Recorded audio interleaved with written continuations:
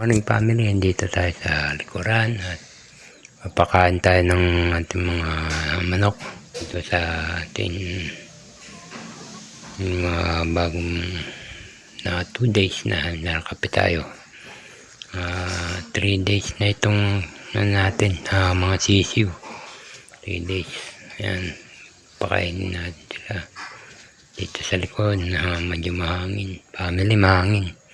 Ayan, dito tayo sa patuloy tayong nandito upang hindi natin yung ating mga tissue, no? Yan, dito tayo sa likuran. Pinakain na natin yung ating mga manok. Mamahain na sila. Nakatatapos na lang nilang kumain at tarisain. Ayan. Kumakain sila. Mamaya papainumin ko na ito. Kaya ito yung ating mga sisiw. Meron siyang 8 sisiw family. 8 sisiw, 5 itim, mga 2 talisain siguro ito, tsaka 1 pula. Yan, hindi ko pa alam kung ilan yung babae, tsaka kung ilan yung lalaki dyan. Yan yung ating white kelso. White. Yan, medyo mahangin dito sa family. Mahangin na may malamig.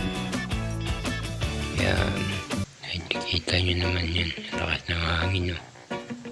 Medyo malakas yung hangin sa paligid.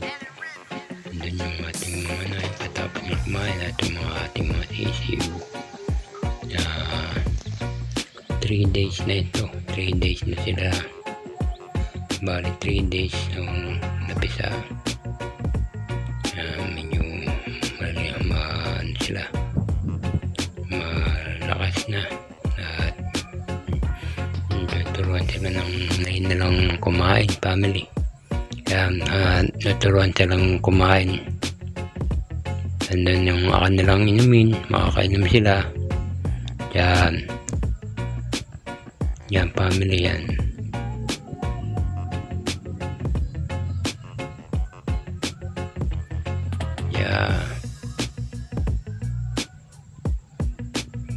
Sandali lang ito, malaki na ito family. Kaya kung mayroon kayong katanungan regarding sa pagbe-breeding, pre kayo magtanong at kaya kung masasagot ko kung meron kayong katanungan. Kaya dito tayo sa likod, yung init ng na hinain, iinitan niya yung mga sisiw niya. Yan. Kaya siguro 1 month pa to bago natin hiwalay pagka kompleto na yung nila balahibo. Kaya 3 weeks pwede natin na hiwalay ito sa kanilang inahin. Para mapataba natin uli ang ating inahin at mapaliguan. Yan. Kung kape tayo, family kape. Yung kape tayo dyan. Yan tayo. Dito tayo sa likod. Pinainom ko na sila, family. Pinainom ko na yung mga ating mga manok. Yan yung ating broodcock. Kaya kainom na.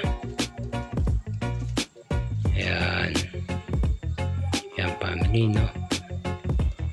Medyo mahangin dito family. Mahangin dito sa likuran. Malakas ang hangin. Yan. Medyo malamig kasi taglamig pa rin. Month of February yan. Malamig, mahangin yan. January, February. Yan. Dito sa likuran mahangin. Sa ating munting likuran.